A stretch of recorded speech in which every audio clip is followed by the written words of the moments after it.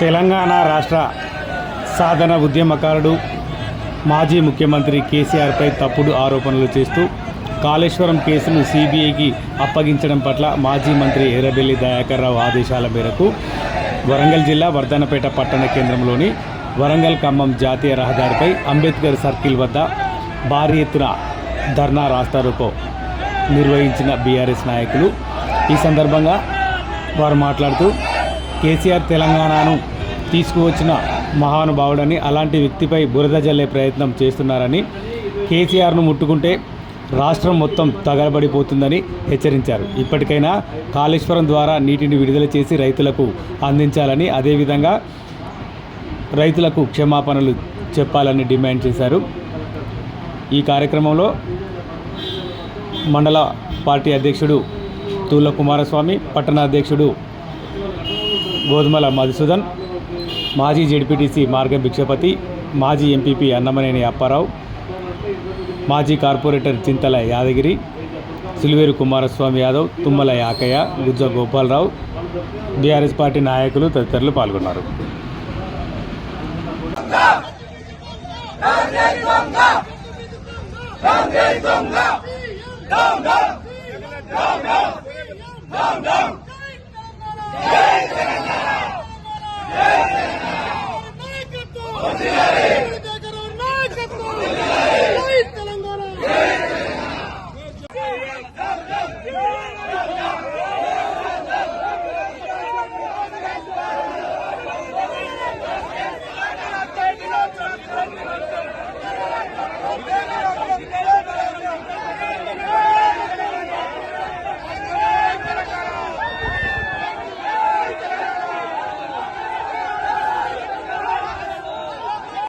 ఆ రోజు దృఢ సంకల్పంతో కాళేశ్వరం ప్రాజెక్టు నిర్మాణం చేస్తే వీళ్ళు రాజకీయంగా కేసీఆర్ గారిని దెబ్బకొట్టే విధంగా, ప్రభుత్వం చేసే విధంగా ఉండిపోయిందని చెప్పేసి ఈడీ దర్యాప్తు పెట్టి మానసికంగా ఇబ్బంది పెట్టడానికి రేవంత్ రెడ్డి డైవర్షన్ పాలసీ చేస్తూ ఉన్నాడు.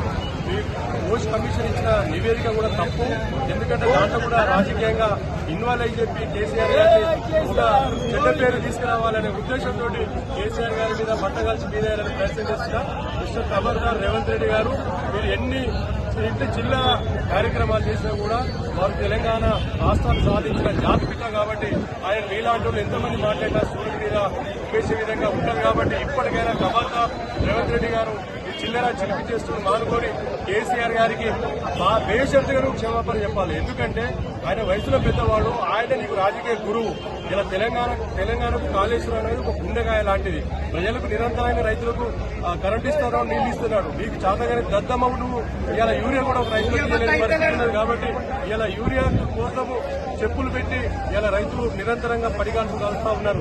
దయచేసి ఇప్పటికైనా పరిపాలన మీద దృష్టి పెట్టాలి తప్ప ఈ ప్రతిపక్షంగా కక్షపూరిత రాజకీయాలు చేయొద్దని నీకు హెచ్చరిస్తూ, ఈ స్థానిక సంస్థలలో తప్పకుండా ప్రజలు నీకు కర్రు కాల్చి వాద పెడతారని చెప్పేసి హెచ్చరిస్తున్నాం.